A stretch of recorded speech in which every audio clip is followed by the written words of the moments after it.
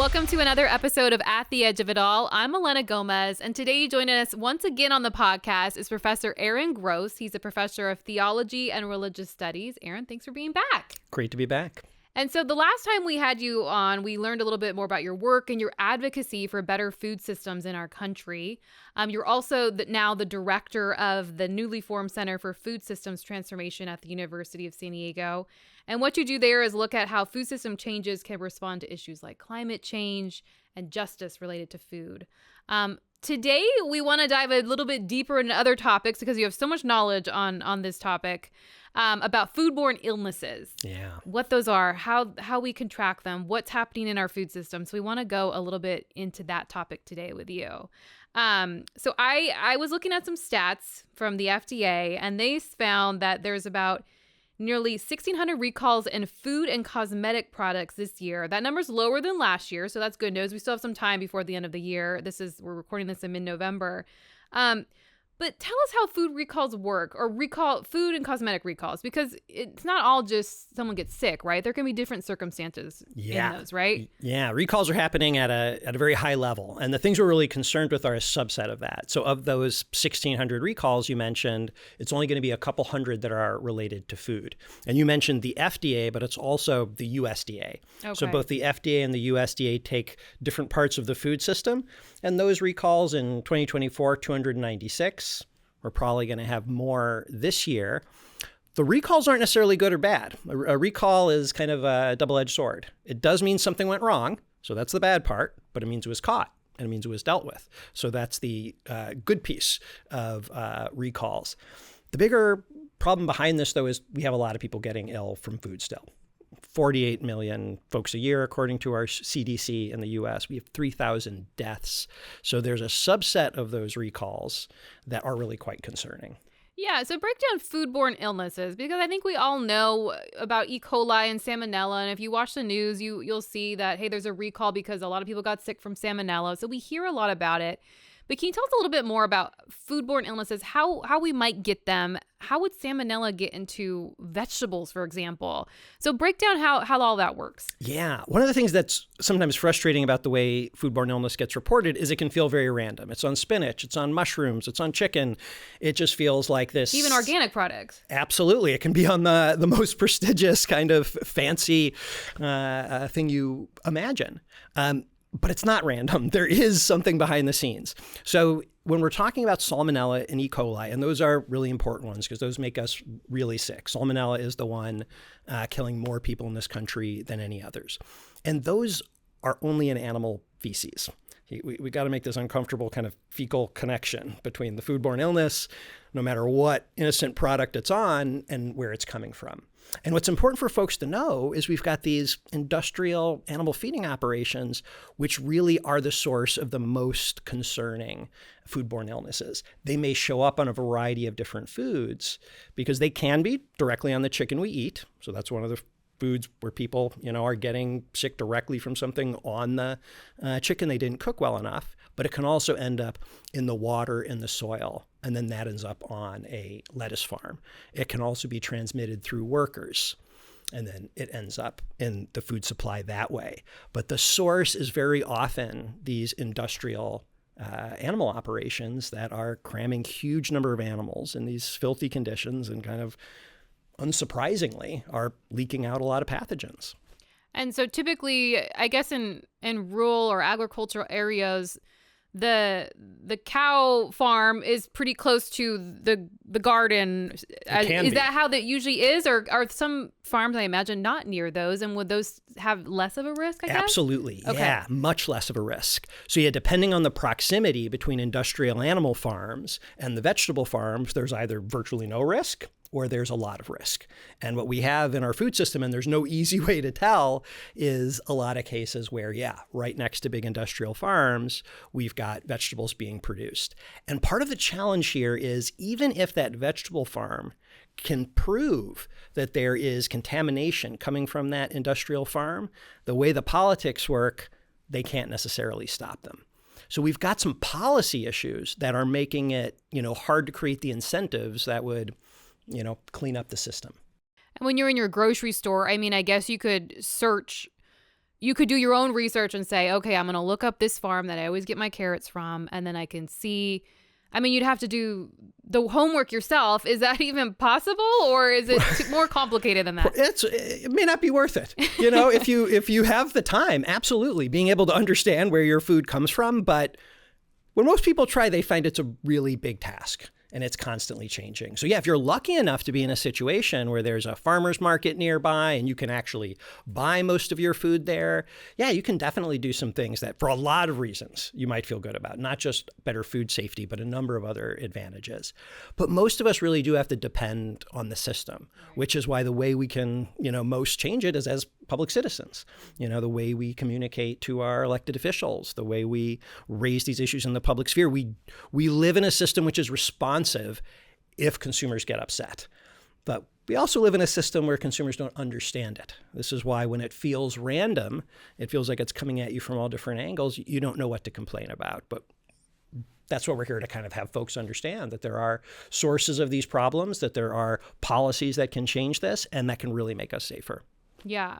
And so when I was looking at some research ahead of this too, the CDC had found that norovirus was the, quote, leading cause of domestically acquired foodborne illnesses and hospitalizations, whereas salmonella was the, quote, leading cause of domestically acquired foodborne illnesses resulting in death. We kind of touched a little bit on this about salmonella being such a big issue, but does this surprise you that it's sort of ranked, norovirus has a huge hospitalization rate, salmonella is such a big cause of death for foodborne problems? No, that sounds exactly right. And actually thinking about norovirus and salmonella together can be pretty clarifying. So both of these are foodborne illnesses insofar as we could get them from food, but they're really, really quite different. Norovirus is coming from us. So it's something that the ultimate source of norovirus is usually kids, very often.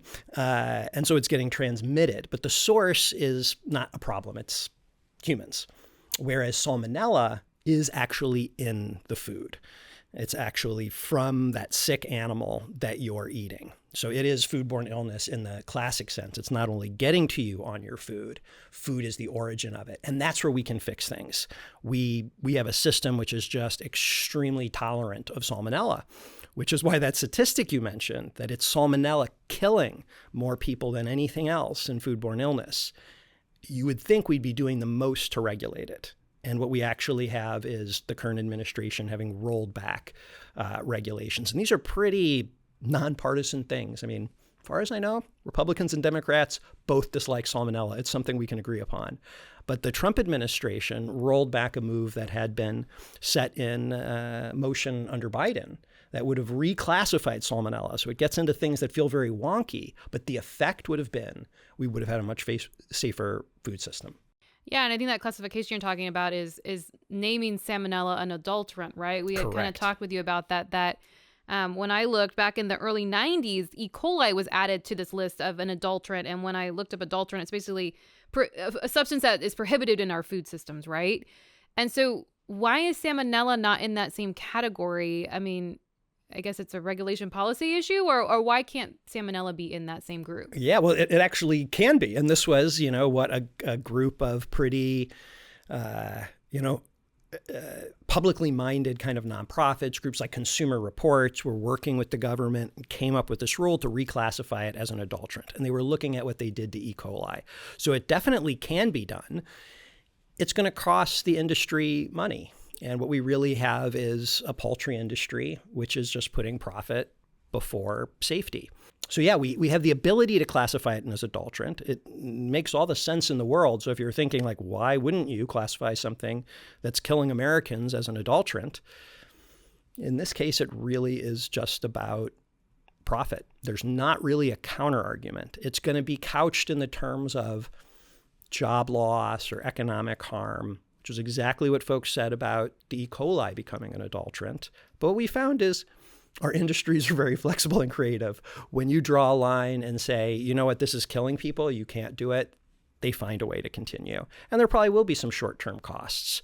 But that's really what we're fighting, is that there's going to be a significant kind of cost for industry to retool things. And they don't want to do that because currently not enough people are making the connection. If enough people make that connection, they're going to do it. So what happened with E. coli? What changed it to an adulterant? And what is sort of the process when something becomes an adulterant? Does that mean, you said it could cost money, right? Yeah. Does that mean that food is tested more? Or what happens in that process that would be sort of a hurdle to get over? And what happened with E. coli in that changing a process? Yeah. So currently what happens with salmonella is they test for it, they see that you have it, and nothing is done. So we even have government agencies, buying food like for, food services in schools from companies that have failed every salmonella test for 5 years straight because there's just no consequences right now. What changes when it's an adulterant is that there's consequences. So if they find that adulterant, they can fine you. They can tell you can't sell that food. And that's where the costs come in. You're going to have a certain amount of product, which you're not going to be able to sell because it's adulterated. And what you'll then do is you'll say, wow, I lost some money on that. I better clean things up next time so I don't have that adulterant in there in the first place. And that's going to be some changing of how the farming works. And there's going to be some costs there. And this is the same thing that happened in E. coli. So it's a matter of taking testing that's being done and actually enforcing it. So it's a pretty small change. We're testing the salmonella. We know it's a problem. We can say it's in Pilgrim Pride, it's in Costco, it's in Foster Farms. We've got the numbers and we just let them get away with it. All we have to do is kind of complete the circuit like we did with E. coli. Once we find it, we're actually going to come up with fines and ways to discourage you from doing it. Right now, it's just a total non-issue. And is the salmonella being tested, is that only in meat products or is it also in vegetables? Not in vegetables as far as I know. Okay, because so we're only testing it in the meat products. Yeah. Okay. And to give you a sense why, I mean, even a chicken I buy on the shelf, about a fourth to half of them are going to have salmonella on it.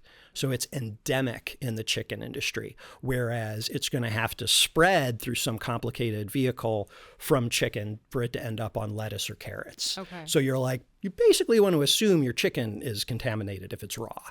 But for the most part, your vegetables should be safe. It's only when there is a problem, something goes wrong. Now, can you cook off? Is the reasoning that salmonella, if you cook it properly, it would kill the salmonella? Yeah. Is that sort of the case or no? That is the case. Okay. And that's kind of the thing that's being used to not fix this problem. Right. Is basically industry is trying to make it the individual's responsibility. You should be the one, we're going to give you a toxic product and you're the one who has to handle it like a biohazard in your home. You have to make sure you cook it. That's pretty straightforward. The more challenging thing is if you put that chicken before you cook it on the cutting board, now that cutting board is contaminated. If before you wash off the cutting board, you put your hand on it and touch the knife handle, now the knife is contaminated.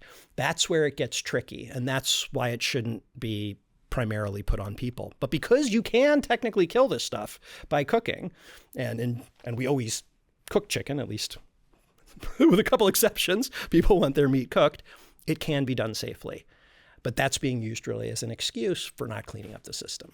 And this might be sort of a loaded question, but how does the salmonella impact chickens so much? Is it just they have to be sick to get the salmonella, or it's just you mentioned the conditions, and this could be a whole separate podcast, I imagine. But how does that why would so many of them have it?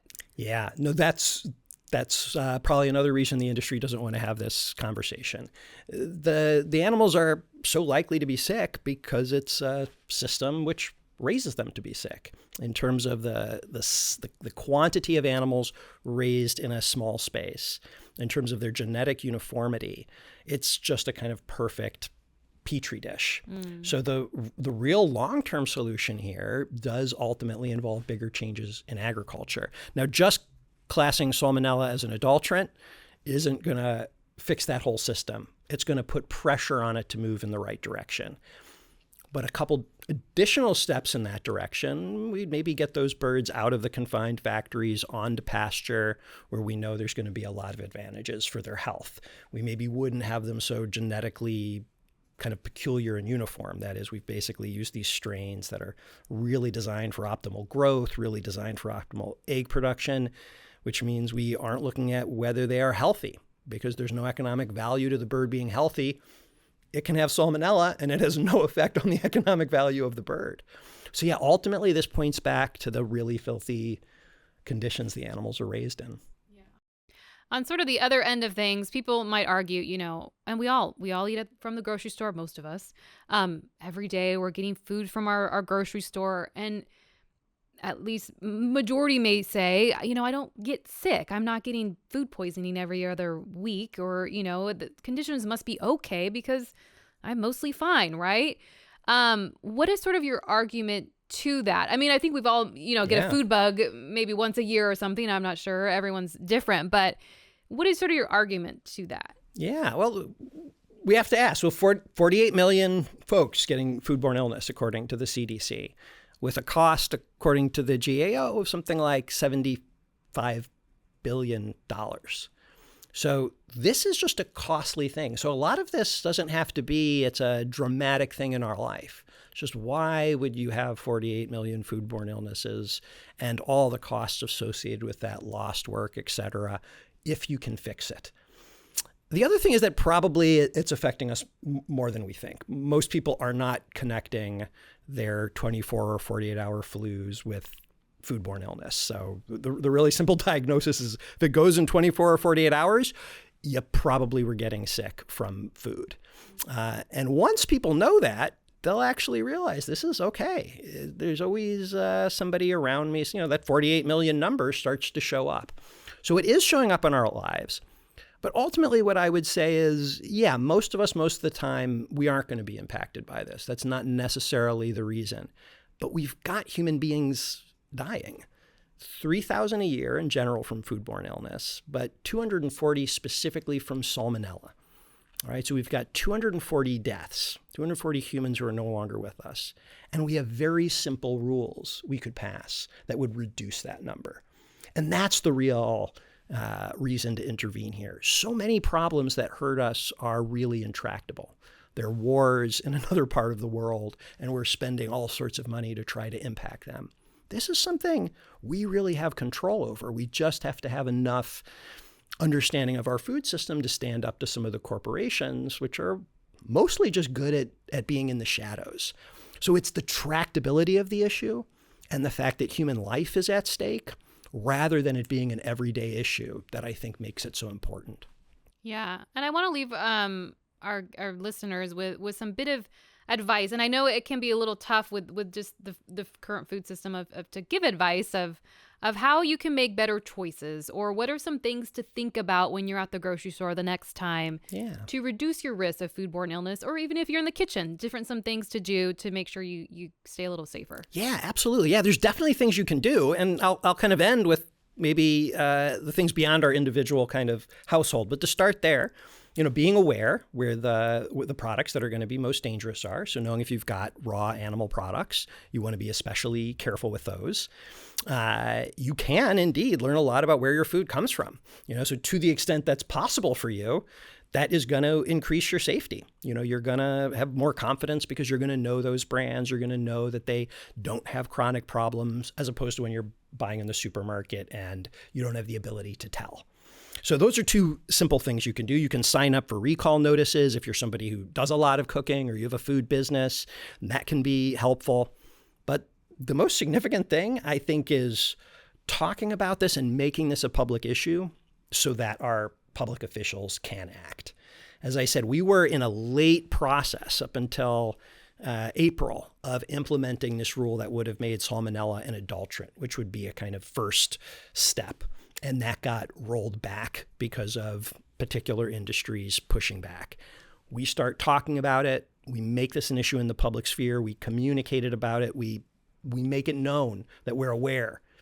And this is something which, at least the history shows, the administrations will get responsive to. So this is a tractable issue at the end of the day. The good news is this is one we can fix, and we know how to fix it. We just have to have the political will to say, unacceptable that people are dying from salmonella. That one we know how to fix. Let's do it. Awesome. Well, Aaron, thanks so much for being with us and giving us this overview of foodborne illness. I know I learned a lot, and I hope viewers at home feel a little bit more inspired to kind of look into where their food is coming from and make better choices while doing it. So thanks so much. Yeah. Thanks for being here. And if you like this episode, be sure to subscribe to catch our next one.